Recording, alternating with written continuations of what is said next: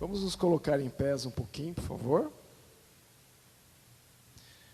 Vamos curvar nossa cabeça, vamos buscar a presença de Deus.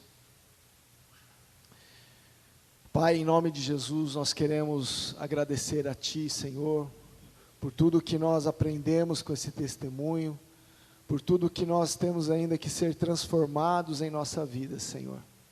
Pai, nós cremos que o Senhor é um Deus eterno, um Deus transformador, um Deus que traz as verdades para nós, para que nós possamos estar reconhecendo aquilo onde nós temos que melhorar, onde nós temos que mudar, Senhor. Pai, que essa palavra que o Michel trouxe, esse testemunho da Tua proteção e do Teu confronto e a mudança de atitude, Senhor, seja um exemplo para nós mudarmos também. Senhor, que essa palavra caia no nosso coração.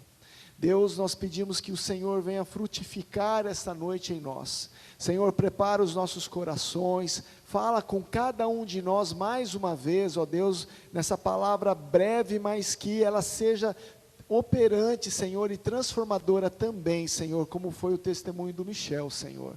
Pai, nós pedimos que a nossa mente seja cativa de Ti, que nenhuma distração, que nenhum pensamento venha vaguear, se distrair, em nome de Jesus. Pai, quebra todo obstáculo, quebra, Senhor, toda circunstância, Senhor, que impede nós entendermos a Tua palavra.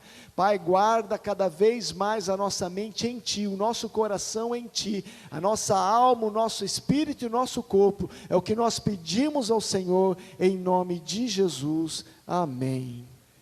Amém? Pode se assentar, queridos.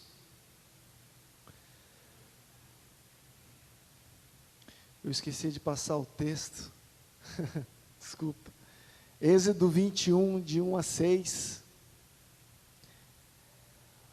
hoje nós vamos falar bem breve de um assunto bem interessante, mas que a gente não pode aprofundar muito, né? Que ainda nós temos uma janta bem gostosa para fazermos a nossa coinonia, né? Conversar, nos conhecermos. Mas é interessante em tudo que o Michel falou e a palavra que Deus trouxe para nós nessa noite, é sobre o escravo, o servo de orelha furada. Aonde está isso? Em Êxodo 21, de 1 a 6. Vamos lá ver? Ok. São essas as leis que você proclamará ao povo. Se você comprar um escravo hebreu, ele o servirá por 6 anos, mas no 7º ano será liberto sem precisar pagar nada. Se chegou solteiro, solteiro receberá liberdade, mas se chegou casado, sua mulher irá com ele. Se o seu senhor lhe tiver dado uma mulher e esta lhe tiver dado filhos ou filhas, a mulher e os filhos pertencerão ao senhor, somente o homem sairá livre. Se porém o escravo declarar: eu amo meu senhor, a minha mulher e os meus filhos, e não quero sair livre, o seu senhor o levará perante os juízes, terá que levá-lo à porta ou à lateral da porta e furar a sua orelha, assim ele será seu escravo por toda a vida. Amém? Bom, isso é uma lei que Deus colocou sobre o povo judeu, mas por que Deus colocou uma lei dessa forma? O que Deus quer relembrar para nós exatamente o que aconteceu também com o Michel. Um Deus que guarda, um Deus que protege, um Deus que transforma, um Deus de recomeços. A gente sabe que os hebreus, eles foram escravos por 400 anos no Egito. Mas todo esse passar desses 400 anos, eles foram acometidos também de pobreza, de escassez. E chegaram até o ponto de precisar de tanto dinheiro ou não ter mais sustento, que chegava para outro hebreu e se oferecia como escravo, e esse outro hebreu o comprava. E se ele tivesse família, comprava também junto à família, a esposa, os filhos ou filhas. Então ele se tornava um escravo desse senhor. E é interessante de nós entendermos que ele, depois de 6 anos servindo esse senhor, no 7º ano, poderia ser o ano do jubileu ou Pentecostes, ele era liberto sem pagar nada, sem dever nada, sem custas nenhuma. Mas se a família dele estivesse junto, ou se aquele senhor deu uma mulher para ele, a mulher e os filhos ficavam para o senhor, ele podia sair livre, ele tinha a sua alforria. Mas o que isso quer trazer como um paralelo? Por que Deus colocou essa lei? Então vamos pensar agora, fazer um paralelo a isso, com o que Jesus falou, com o que Paulo também falou, lá em João 8, 32, 36. Paulo se refere, nas cartas dele, no Novo Testamento, ele sempre se refere assim: Paulo, servo do Senhor Jesus Cristo, servo do Senhor Jesus Cristo, chamado como apóstolo. Ele se intitula primeiro como servo.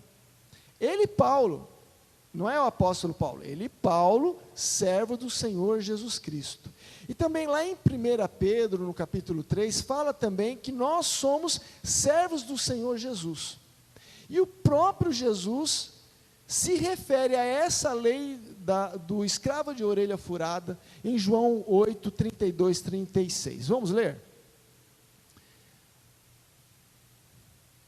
João 8, 32, 36. Ok. Ali na presença do Josué. Eu vou estar lendo aqui, é um texto bem conhecido. João 8, 32 e conhecereis a verdade vos libertará. Responderam-lhes os judeus: somos descendência de Abraão e nunca servimos a ninguém, como dizes tu, sereis livres? Respondeu-lhe Jesus: em verdade vos digo que todo aquele que comete pecado é servo do pecado. Ora, o servo não fica para sempre em casa, o filho fica para sempre. Se, pois, o filho vos libertar, verdadeiramente sereis livres. O que Jesus está querendo colocar para os judeus? Ele está se referindo a essa lei do escravo de orelha furada. Ele já conhecia todas as leis, Jesus conhecia todas as leis, Jesus cumpriu todas as leis. Mas quando ele cita aí o João 8,32, ele está citando, se referendando a Êxodo 21 ou Deuteronômio 15, que explica melhor essa lei, e utiliza disso demonstrando o amor de Deus, trazendo uma revelação muito mais profunda do que a própria lei. Ele ultrapassa a lei, ele vai ao fundo dessa lei, ele traz a significância dessa lei de ser um escravo de orelha furada. Ele aproveita todo o momento profético dele e traz uma revelação para os judeus, que o escravo ele pode ser livre de todo o pecado. Paulo refere que em 2 Coríntios 4:4, que o Deus desse século cegou o entendimento dos incrédulos. Os judeus não foram escravos há 400 anos atrás? Então como que o judeu fala, nós nunca fomos escravos? Os judeus tinham esquecido das leis, os judeus estavam cegos nas próprias ideologias deles, nas próprias regrinhas deles, se esquecendo da lei ou manipulando a lei de tal forma que viesse a agradar os próprios interesses dele. Jesus vem e quebra isso, mostrando que a lei é muito mais profunda. Então, como podemos entender que uma lei do Antigo Testamento tem referência às palavras de Jesus, citando no sentido de entendermos o escravo de orelha furada? Fala para o seu irmão, você quer ser... Fala para aí para o seu irmão, você quer ser um escravo de orelha furada? Você quer ser? olha que vai ter que pegar o lóbulo aqui da orelha, com um cilindro, como fosse uma caneta, né? Sem a carga, colocar na madeira e vir com um martelo e tal, e vai fazer um furo. Aonde você andar, vão ver o furo e vão ver que você, olha, esse daí é um escravo da orelha furada. O que Jesus está querendo falar? Vamos agora pegar a lei de Êxodo 21, vamos entender ela.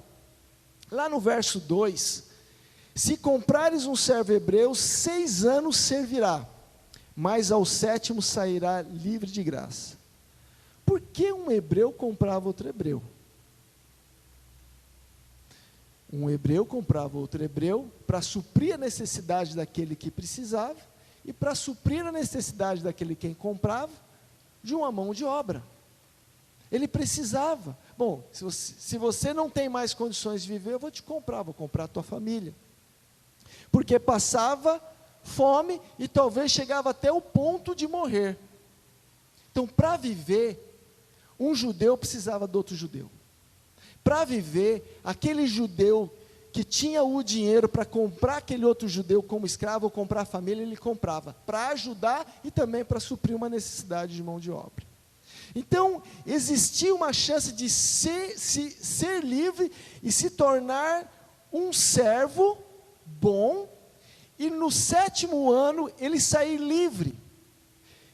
E talvez ele trabalhar, ganhar dinheiro e comprar a família daquele senhor. Ele ser um bom assalariado, ou talvez até ser um bom assalariado desse mesmo senhor, porque ele era um escravo. Mas se ele trabalhava bem, você quer perder um bom empregado? Eu não quero. A minha secretária lá, eu oro ela por todos os dias, porque sem ela, estou na água, e ela é uma boa funcionária.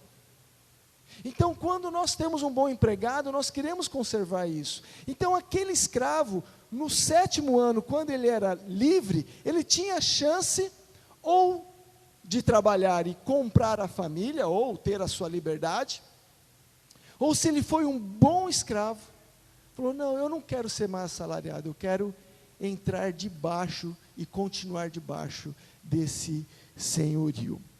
Mas, vamos pensar aqui, aquele judeu era escravo, aí ele é livre, mas quando ele se submete àquele senhor, ele se submete a um recomeço, é diferente. Agora, como que aquele senhor ia aceitar aquele judeu?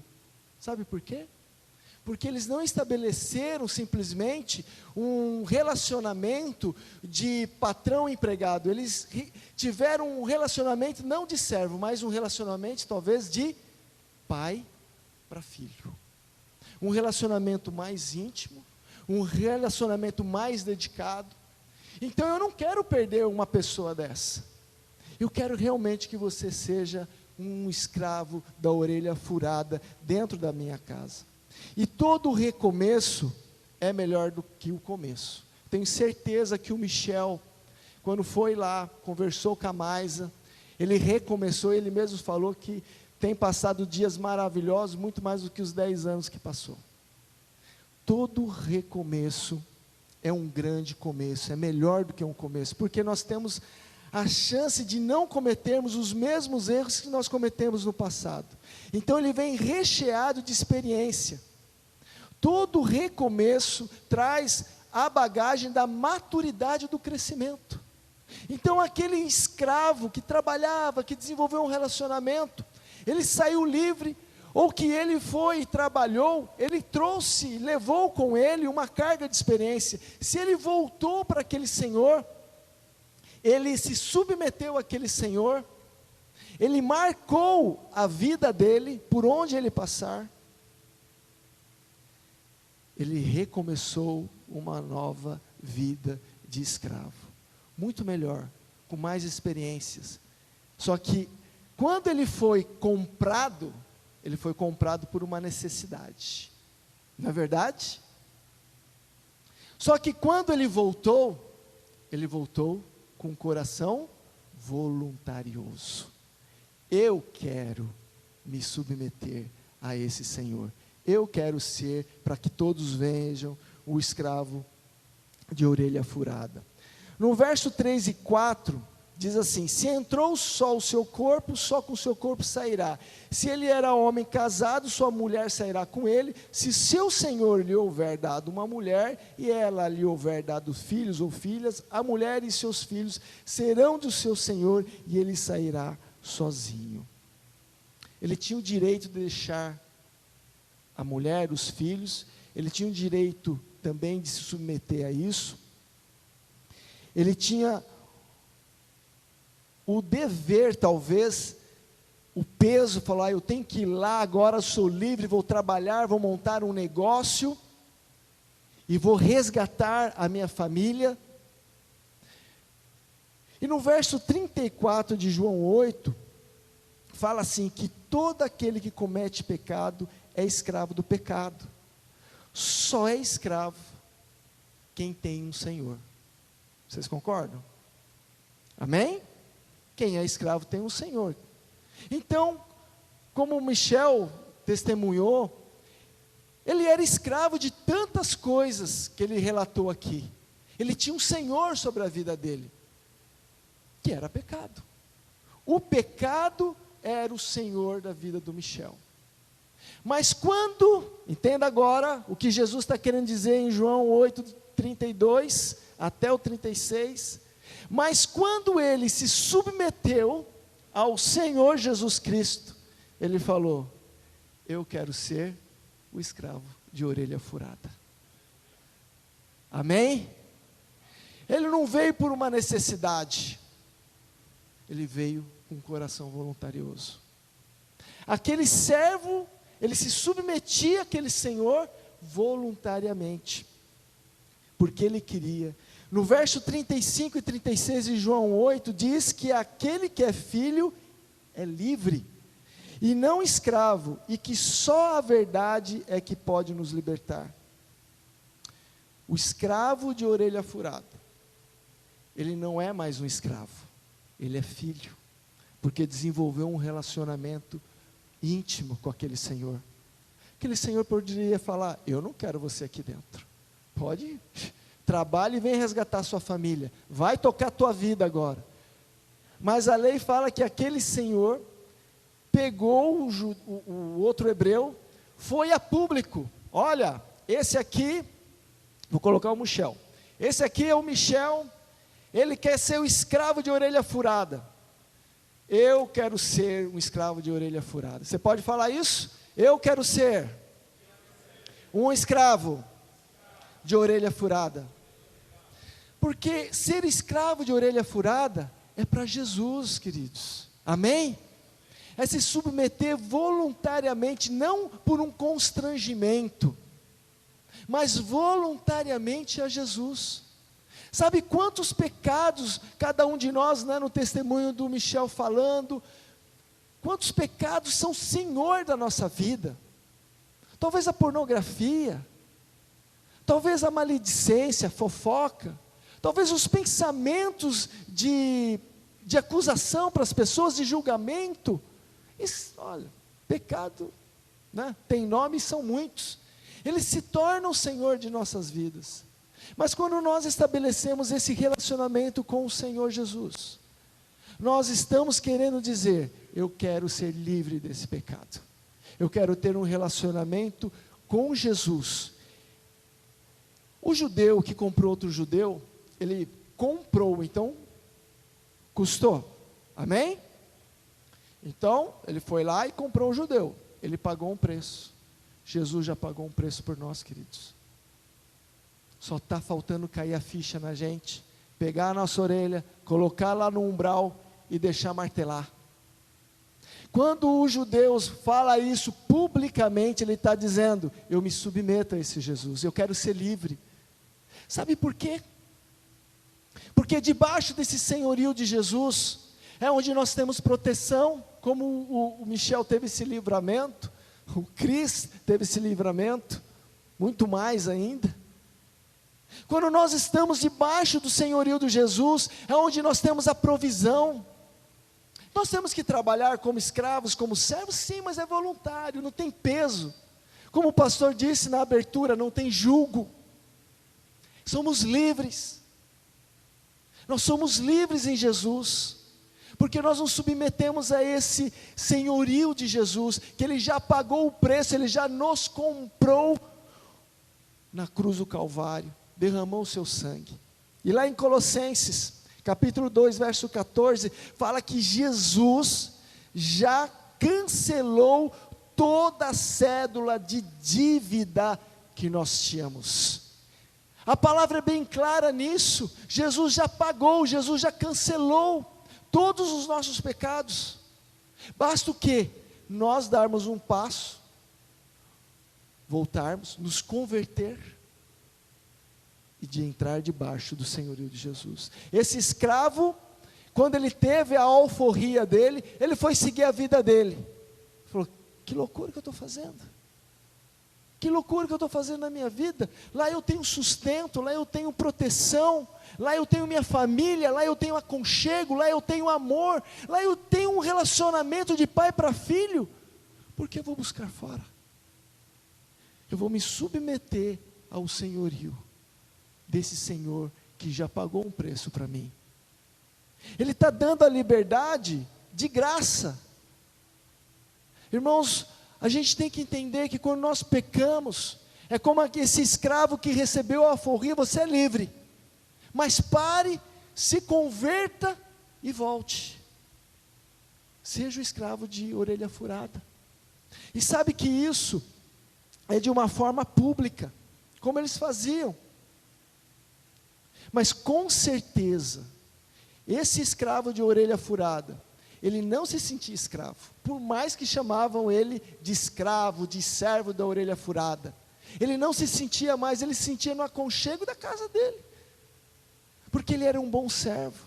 Ele obedecia o que o seu senhor falava para ele, ele seguia as leis daquele senhor. Olha, faça isso. Ele fazia até mais, porque ele amava o senhor dele. Não é isso que disse lá? Todo escravo que dizer: eu amo o meu senhor, eu amo a minha esposa, eu amo os meus filhos, eu quero ser um escravo de orelha furada. Ele amava esse senhor, ele ama esse senhor, por isso que ele se submete a esse senhor. E assim nós temos que ser. Nós temos que entender o amor de Jesus. Nós temos que tirar as cegueiras dos pecados que estão impedindo de nós termos o Senhor como o pecado, Senhor de nossas vidas, e nos submetermos nas nossas áreas que nós identificamos como pecado, como erros, nos submeter a Jesus, seguir a palavra de Deus, e sermos livres, estabelecermos um relacionamento com Jesus, um relacionamento de filho, um relacionamento de pai para o filho. Aquele senhor parteiro, aquele escravo, pagou um preço, mas quando o escravo teve a chance de sair da casa do seu senhor, ele escolheu voltar para ficar como filho.